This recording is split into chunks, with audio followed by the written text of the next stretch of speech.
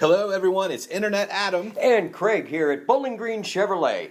Hey, we got a 2014 Impala, this black one here we're looking at. It is, Adam, and you know it's a local trade, has 0 accidents. You talk about fuel economy, 19 around town, 29 on the highway. That's great. Well, that's great for a full-size sedan right here. Absolutely. And it's a certified pre-owned. Oh gosh, I know that's a ton of stuff. What does that get you? Oh, you're getting 12 months of bumper-to-bumper warranty, up to 6 years or 100,000 on the powertrain. Okay. These are all extensions basically of the warranty plus more? Oh, absolutely. Oh, it went through a 172-point inspection, comes with 2 free oil changes, and 3 months of OnStar. Talk about trouble-free motoring. Oh gosh, yeah, no worries there. You know, and the vehicle's equipped with remote start, has the garage door opener, has premium carpeting in it. It even has outside heated mirrors. This thing looks nice. It looks equipped nice. I mean, everything about it. Oh, it's a great family car. You know, the Impala has had a great name since...